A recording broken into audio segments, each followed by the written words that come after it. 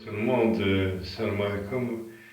On est en train de parler de cette question, soulever la question du corona, puisque tout le monde en parle. Alors, le corona, quand cette affaire a commencé, le corona, bon, on a entendu parler de complot. Ouais, on a parlé beaucoup, il y a une hypothèse, deux hypothèses, l'une qui marche avec cette tendance générale, qui parle d'un fléau qui touche toute l'humanité, qui est dangereux, où il faut prendre des précautions. Et puis il y a une autre théorie qui parlait de complot. Bon. Au début, on a dit que c'était un complot américain, qui est une sorte de guerre psychosexuelle biologique pour réduire l'influence d'un pays concurrent qui est la Chine. Bon. On a dit que c'est un complot américain, c'est une sorte de guerre biologique. Bon, maintenant, quand la Chine, enfin, même les responsables chinois ont pointé l'Amérique, hein, ils ont dit que c'est quelque chose provoqué par les Américains. Et après, ça a évolué, on a vu que ce fléau se répand en Europe, même en Amérique. Et bon, et la Chine commence à s'en sortir. Donc on a dit que c'est un complot chinois. Alors, les Américains, le président américain dit que c'est un virus chinois. Donc on a pensé que ce sont les Chinois qui ont bon. Maintenant, je pense que tout ça s'est dépassé parce que tout le monde baigne dans l'huile, comme on dit, tout le monde est immergé par ce fléau. Et donc, même ceux qui peuvent comploter, les gens les plus puissants, les plus riches, ils sont touchés, ils sont les premiers touchés parce qu'il y a un arrêt d'activité, la bourse qui dégringole, les avions à l'arrêt, et donc ce sont les plus perdants. Alors maintenant, il reste quand même pas mal de questions qu'on se pose, hein, parce que tout n'est pas clair. Hein. Certains pensent qu'il y a quelque chose qu'on cache, il y a des choses qu'on cache au public. Évidemment, il y a les chiffres. Hein, les chiffres le président américain a dit clairement que les grandes puissances trichent sur les chiffres. Il est certain que bon, les grandes puissances, il n'y en a pas 36, il y en a 30. L'Amérique, la Russie et la Chine. Hein. On se demande comment ça se fait que la Chine, par exemple, ne comptabilise que quelques 4 milliers de morts, n'est-ce pas?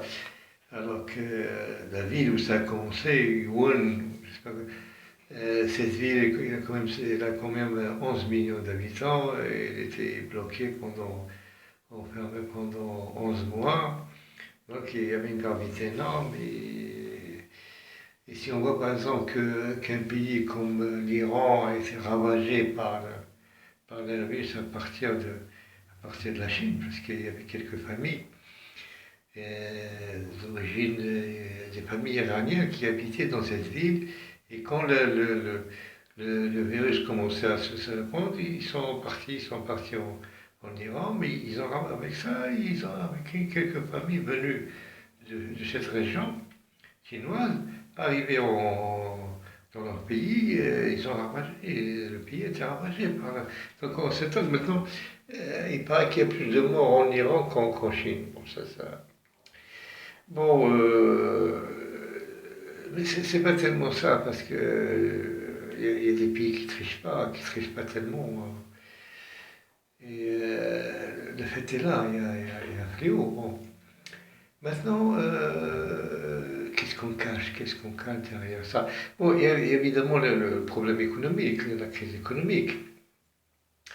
Il y a les crises sociaux, mais il y a un truc que me tracasse un petit peu, parce qu'on nous a dit la dernière fois, la dernière année, que on a mis en cause les dangers, on nous a signalé les dangers des antibiotiques.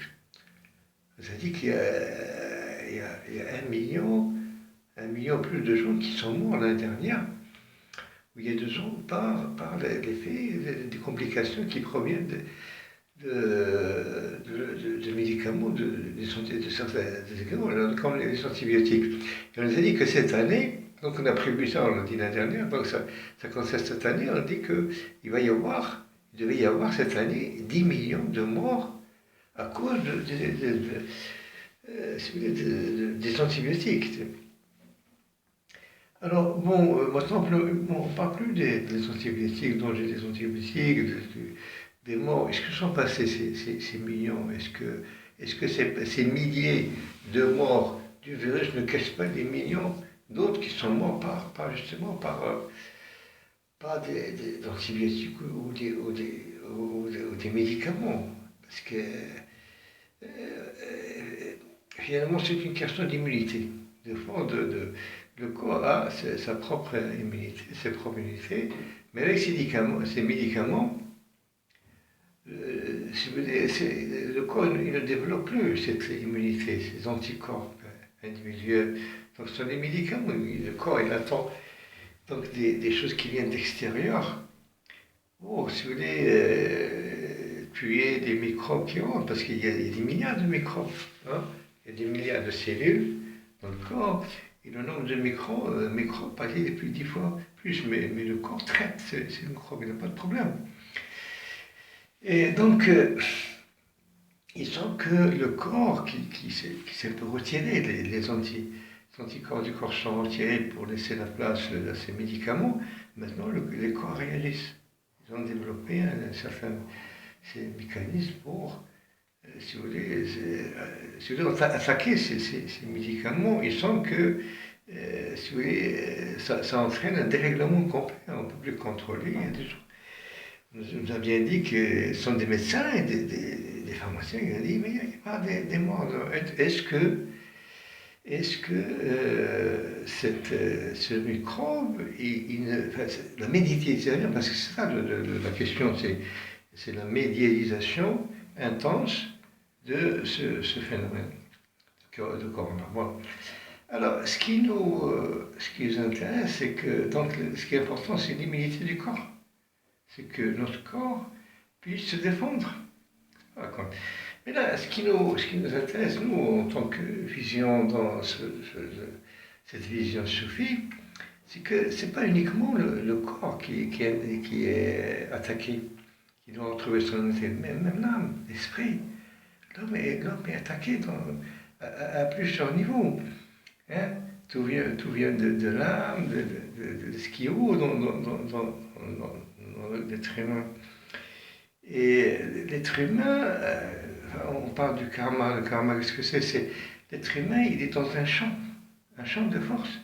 Il y a les champs des forces physiques que la physique étudie, mais il y a des forces mentales. Il y a des forces qui viennent de la parole, de ce qu'on dit, des forces mentales, des forces émotives, des émotions, des sentiments, et des forces spirituelles qui viennent de l'activité de l'esprit. Donc chacun, il est dans un champ de force. Il est à la fois émetteur et récepteur. Donc il émet des forces psychologiques, mentales, physiques, etc. Et il reçoit dans c'est un système assez complexe. Et finalement, qu'est-ce qu'il faut? Parce que avec ce champ, il y a des forces négatives, il y a des influences négatives. Au point de vue physique, au point de vue mental, au point de vue spirituel, au point de vue psychologique. Donc il faut que l'être humain, d'abord, trouve son immunité complète, pas uniquement physique. Son immunité morale, mentale, son immunité psychologique, son immunité... Donc il faut d'abord, à la fois se protéger et se fortifier pour protéger. Donc il faut avoir d'abord... C'est un combat à l'échelle individuelle. Ça nous ramène toujours à la même chose. C'est en soi-même que se trouve c'est en soi-même que se trouve le problème. C'est en soi-même qu'on trouve la solution. C'est pas dans la politique ou dans l'économie. C'est en soi-même. Chacun de nous, il est responsable.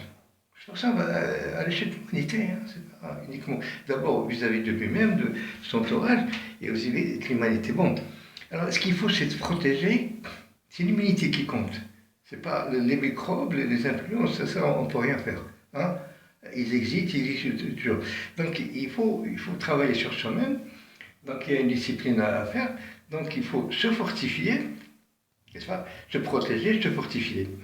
Et donc il faut déjà cesser d'émettre des choses négatives, des pensées négatives, des paroles négatives, des actions négatives. Il faut déjà contribuer, si vous voulez, essayer de contribuer, si vous voulez, à améliorer cet état un peu chaotique. Faut essayer donc chacun est responsable de limiter. Donc il faut déjà limiter les ondes, si vous voulez, les forces que chacun émet, et il faut se protéger des ondes qui viennent de l'extérieur. Et ça, pour se protéger, il y a un seul moyen, c'est de se fortifier. N'est-ce pas? Alors là, bon, comment faire? C'est le côté spirituel qui commence, c'est le sommet de ça.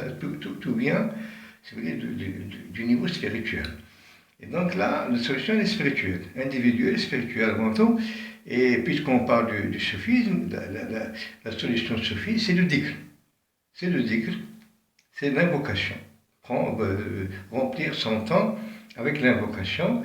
En plus, donc la salat, la prière, le wudu. Il faut toujours être dans un état de wudu, de pureté, et lire le Coran, etc. Et éviter tout ce qui est négatif. Hein. Bon. Alors là, pour conclure, moi je cite la parole du prophète. قل لا إله إلا الله تفلح. Dites la ilaha illallah, c'est la formule d'unité. La ilaha illallah. La ilaha illallah. La ilaha, le Coran, le prophète sallallahu dit la ilaha illallah hisni. Wa man dakhala hisni kana amina.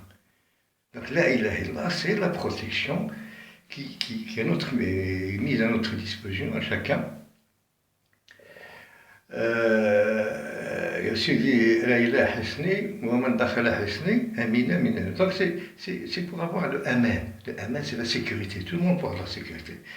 Il faut d'abord une sécurité spirituelle, puis plus la sécurité physique, etc. Donc, ce qu'on préconise, c'est que chacun de nous prend conscience de ça, dit qu'il est responsable, n'est-ce pas? Et il doit donc se protéger et se fortifier, et ça, le prophète nous a donné la solution idéale. Dites la ilaha illallah tuflihu. Donc il faut remplir son temps avec l'invocation de la ilaha illallah. Et je vous remercie.